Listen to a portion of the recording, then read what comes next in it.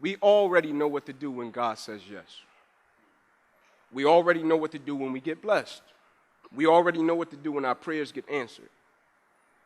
But the question that I have for you in this rhetorical, what will you do when God says no?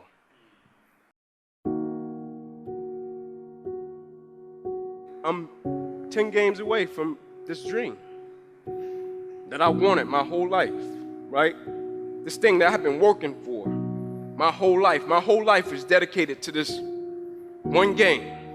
I'm up Saturday mornings, 4 o'clock, 5 o'clock in the morning, 2 miles to a fire station, 2 miles back home. I'm in the park, 9:30, 10 at night, doing everything in my life surrounded the game of football. I'm sitting at home at night. I'm throwing balls up to the ceiling, and I'm catching them different type of ways, trying to see if a receiver was to check me, if I wanted to catch an interception. Like, everything revolved around this game, and I finally get in a position in my life to where now I'm 10 games away from it. I got the paperwork that states I'm about to be an NFL draft pick.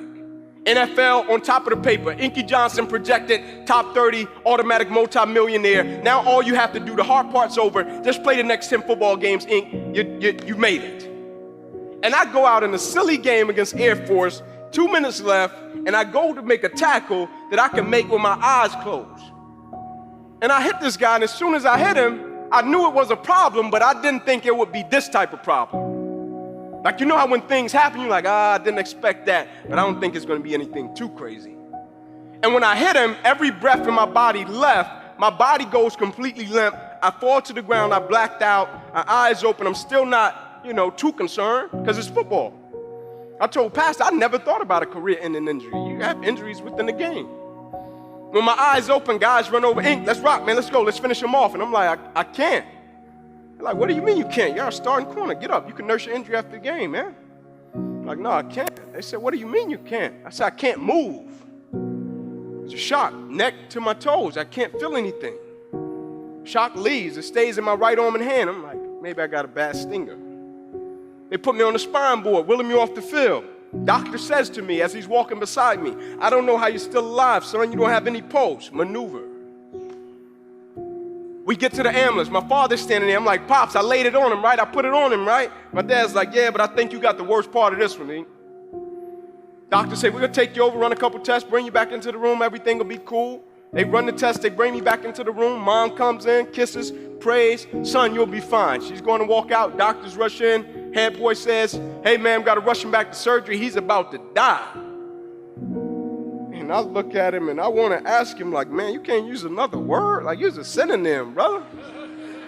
You gotta say die. Like, you sure die, man?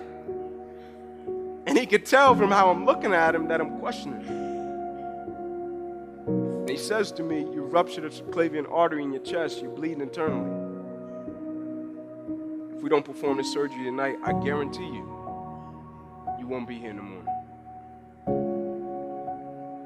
From 7 years old to 20 years old, boiled down to one moment.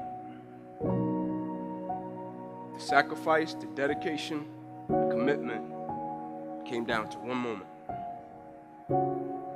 And the next morning I woke up from that surgery. The NFL on my scale of life was that big. SEC championship, that big. Cornerback, that big. I was embarrassed. I'm sitting there and people coming into my room like, Inky, man, I'm sorry about what happened to you. And I'm saying to myself, man, Ink, you really messed it up this time. Like, man, that's really the only thing you wanted, huh?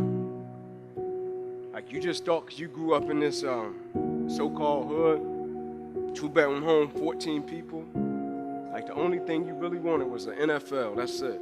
I'm like, man, you limited God to that? Like, life holds no substance, no value? Like, efficient but not effective? I did things right, but I never did the right thing?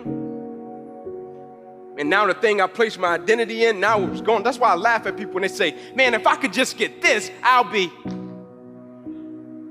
Man, if I could just get this position, I'll be. Woo! Man, if I could just get this amount of money, I'll be. I'm like, woo. But what happens even if you get it or you don't get it? What happens when God says yes and no? Like, do you have the ability to accept what you don't understand? Can you still see God's plan when it didn't go the way that you thought it would go? Can you handle when things get off course? I'm sitting there and I'm thinking, like, man, I'm 8 games away and God is redirecting me. And I'm like, God, just let me get to the NFL, then redirect me. Like, let me get the contract, then redirect me so I can help my family. And God is like, no, son, I need you to really go that way. And I'm like, you sure? Like, man, I need to go this way. He's like, no, I need you to go this way. I got something greater for you. Now, it might take a little longer to manifest, but I got something even sweeter.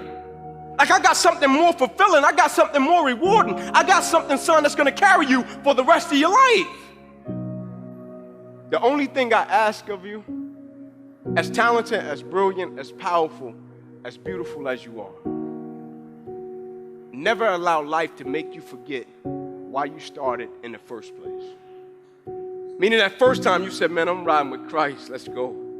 That first feeling you got, like that first interaction, that first connection you got, like when you first got it. It's like when people say at the beginning, everybody is excited, everybody is on fire, but at a certain point, you hit something along the journey and it's gonna test that level of commitment.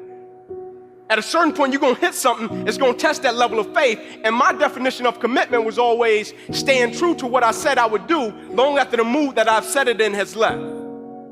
Like, am I gonna stay true to my beliefs and my core and my essence of who I am as an individual, even if I get a paralyzed right arm and hand? Am I gonna stay true to it, even if my little career that I thought I was gonna have disappears? Am I gonna stay true to it, even if one day I'm in a football game, the thing I love to do, the thing I have been practicing my whole life, and then one moment it gets wiped out? Am I gonna stay true to it? Because depending upon if I'm going to stay true to it, a lot of other people's belief in their Christian journey is predicated upon that and my belief in my Christian journey. In other words, I've seen a lot of other people say, Inky, I want to give my life to Christ, not because of something that happened with me, but because of something I've seen happen to you.